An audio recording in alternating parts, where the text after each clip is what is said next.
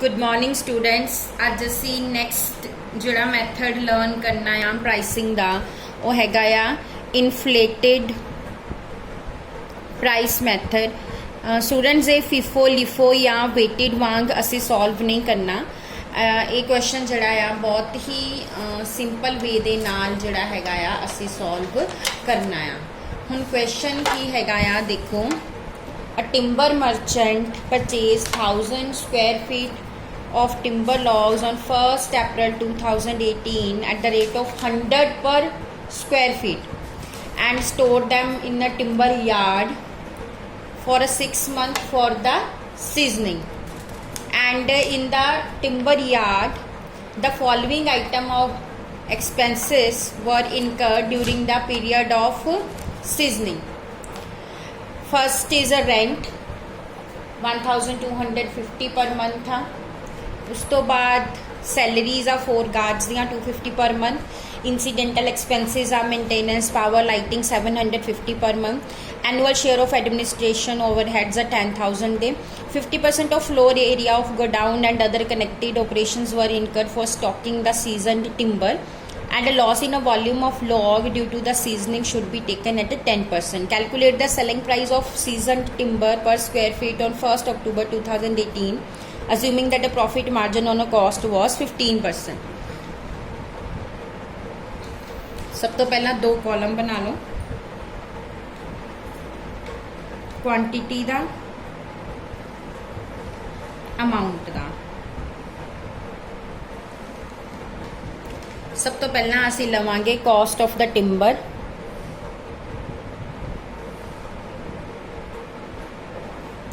Timber दी cost हैगी यार 100 रुपीज़ पर स्क्वायर फीट आ। सो असी की करना 1000 स्क्वायर फीट आ, उन्होंने 100 ना मल्टीप्लाई कर देना। क्वांटिटी 1000 स्क्वायर फीट आ जाएगी और उन्होंने 100 ना मल्टीप्लाई करके अमाउंट कितना आ जाएगा 1 लाख। उस तो बाद नैक्सट रेंट तुहानू दिता होया 1250 पर मंथ। रेंट दिता होया 1250 पर मंथ। आप लेना 6 मंथ का। एंड इदा जोड़ा हाफ एरिया ना 50% फ्लोर एरिया ये सीजनिंग दे नाल कनैक्टेड आ। सो इदा हाफ कर लेना 1250 multiply by 6 multiply by 2 divide by 2 7 answer आ जाएगा 3750। उस तो बाद सैलरीज। हुण सैलरीज 4 गार्ड्स ने, एक दी सैलरी 250 पर मंथ था। आप 6 मंथ की सैलरी लेनी आ और ओदा हाफ जिहड़ा हैगा वो कर देना। ये तुहाडा आ जाएगा 3000। उस तो बाद इंसीडेंटल एक्सपेंसिस।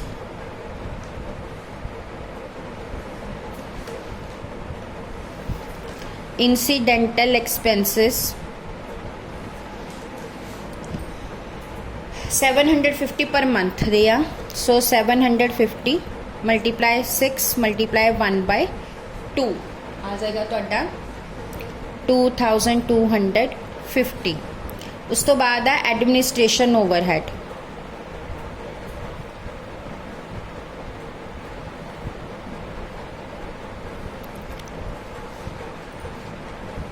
$10,000 तुहानू एनुअली दिते आ। 10,000 का तुसी पहला तो 6/12 करना है, उस तो बाद 1/2 करना है। ये तुहाडा आ जाएगा 2500। हुण टोटल कर लो, टोटल कितना बनता है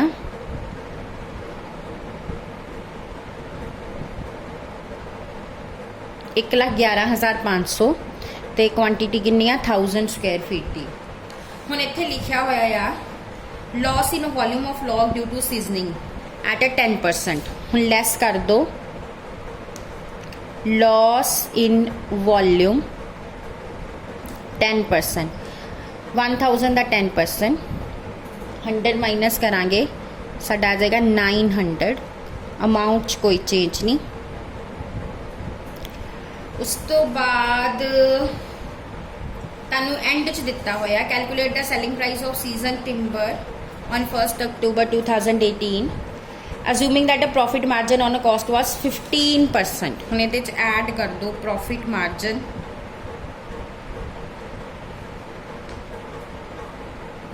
15%। 1,11,500 ਦਾ 15% कितना आ जाएगा 16,725। ऐड कर दो टोटल आ जाएगा 1,26,225। ये तो 900 स्क्वायर फीट का आ। हुण रेट पर स्क्वायर फीट कैलकुलेट करना आ। डिवाइड कर दो इनू 900 के नाल, रेट तो आ जाएगा 142.47। ये नाल ही तुहाडा आ गया आंसर। हम उस तो बाद नैक्सट क्वेश्चन देखो, standard price method. The standard price of material is a fix eight 12 per unit. हुण इहदे विच की है कि एक स्टैंडर्ड प्राइस कंपनी ने फॉलो करना, चाहे वो किसी भी प्राइस से मटीरियल खरीद रही आ, बट उन्हें इशू करन लगे मटीरियल उस स्टैंडर्ड प्राइस ते ही इशू करना है। जिदा कि इस क्वेश्चन जो स्टैंडर्ड प्राइस 12 रुपीज़ आ।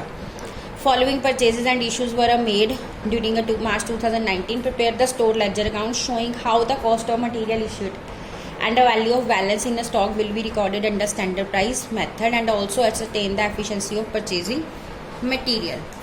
हुण आपां जिहड़ा आ बना लैने आ इहदा डेट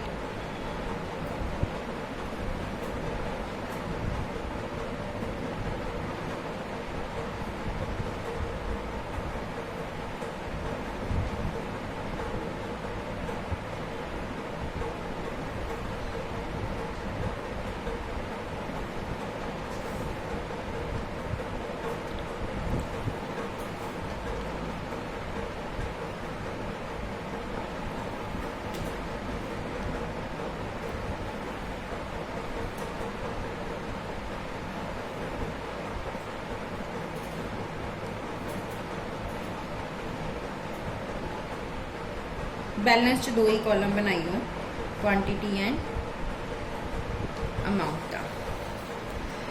स्टार्ट करते हैं March 3 received goods received note number 1800 units 12 रुपये ना 1800 नू 12 ना मल्टीप्लाई करके साडा अमाउंट बनेगा 21,600। सो बैलेंस हो गया 1800 एंड 21,600। उस तो बाद March 8 रिसीव अगेन 500 यूनिट्स 14 ना, ये तुहाडा बन जाएगा 7,000। हुण प्लस कर दो 1800 च 500 प्लस करांगे 2300 आ जाऊगा, 21,600 च 7,000 प्लस करांगे 28,600 आ जाएगा। उस तो बाद March 15 नूं इशू आ RS नंबर 1000 यूनिट्स। हुण आपां क्योंकि स्टैंडर्ड प्राइस 12 फॉलो करना, सो आपां 12 ते रेट ते ही ये इशू करने आ। ये तुहाडा आ जाएगा 12,000 अमाउंट। हुण तुसीं 2300 चो 1000 माइनस कर दो, आ जाऊगा 1300। 28,600 चो 12,000 माइनस कर दो, 16,600 तो आ जाएगा बैलेंस। उस तो बाद March 21 receive again goods received note number 600 unit 11 ना, ये तो आ जाएंगे 6600 दे। हुण बैलेंस कट लो 1300 600 प्लस किया 1900 और 16,600 600 प्लस किया 23,200। उस तो बाद March 24 इशू होए आ RS नंबर 700 यूनिट्स। हुण अगेन आपां 700 यूनिट्स 12 रुपये ना 8400 इशू करने आ। हुण 1900 चो 700 माइनस किते 1200 आ जाएगा बैलेंस। 23,200 चो 8400 माइनस कर दो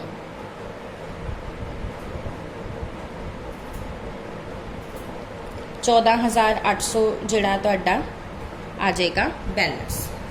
उस तो बाद नैक्सट हैगा मार्च 28 रिसीव्ड 900 GR नोट नंबर 913 रुपए ਦੇ ਨਾਲ 900 ਨੂੰ 13 ਨਾਲ ਮਲਟੀਪਲਾਈ ਕਰਾਂਗੇ ਤਾਂ 11,700 ਸਾਡਾ ਆ ਜਾਏਗਾ। ਹੁਣ ਇਹਨੂੰ ਪਲੱਸ ਕਰ ਦਿਓ बैलेंस ਕੱਢਣ ਲਈ 2100 26,500 ਜਿਹੜਾ ਆ ਜਾਏਗਾ ਟੋਟਲ। ਉਸ ਤੋਂ ਬਾਅਦ ਮਾਰਚ ਦੀ ਇਸ਼ੂ ਹੋਏ ਆ RS ਨੰਬਰ 850 यूनिट्स और रेट ਕਿਹੜਾ ਲਾਣਾ ਆਪਾਂ 12 रुपए। सो 850 ਨੂੰ 12 ਨਾਲ ਮਲਟੀਪਲਾਈ ਕਰਾਂਗੇ 10,200 ਸਾਡਾ ਆ ਜਾਏਗਾ ਆਨਸਰ। ਹੁਣ क्वांटिटी चो क्वांटिटी माइनस कर दो तो ਤੁਹਾਡਾ ਆਂਦਾ ਆ 1250 क्वांटिटी और रेट चो रेट माइनस कर दो तो ਤੁਹਾਡਾ ਆਂਦਾ ਆ 16,300। सो आ ਤੁਹਾਡਾ ਆਨਸਰ आ गया 1250 यूनिट 16,300। ਹੁਣ ਅਸੀਂ ਐਫੀਸ਼ੀਐਂਸੀ ਵੀ ਦੱਸਣੀ ਆ ਕਿ ਮਟੀਰੀਅਲ ਅਸੀਂ ਕਿੰਨਾ ਐਫੀਸ਼ੀਐਂਟਲੀ ਪਰਚੇਸ ਕੀਤਾ। ਹੁਣ ਸਟੂਡੈਂਟਸ ਐਫੀਸ਼ੀਐਂਸੀ ਦੱਸਣ ਦੇ ਲਈ ਆਪਾਂ ਕੀ ਕਰਨਾ, ਹੁਣ ਸਾਡੇ ਕੋਲ 16,300 ਸਾਡਾ ਸਟਾਕ ਬਣਿਆ, ਬਟ ਅਗਰ ਆਪਾਂ at a standard price calculate ਕਰਾਂਗੇ ਤਾਂ ਸਾਡਾ ਸਟਾਕ ਬਣਨਾ 1250 ਨੂੰ 12 ਨਾਲ ਮਲਟੀਪਲਾਈ ਕਰ ਦਿਓ, ਇਹ ਤੁਹਾਡਾ ਆ ਜਾਏਗਾ 15,000।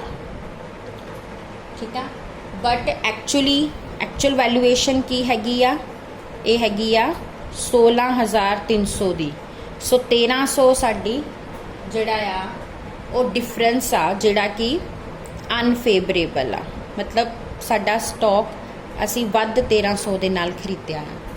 ਸੋ ਇਹਦੇ ਨਾਲ ਹੀ ਇਹ ਵਾਲਾ ਜਿਹੜਾ ਤੁਹਾਡਾ ਮੈਥਡ ਹੈ ਇਹ ਵੀ ਪੂਰਾ ਹੁੰਦਾ ਆ। Thank you.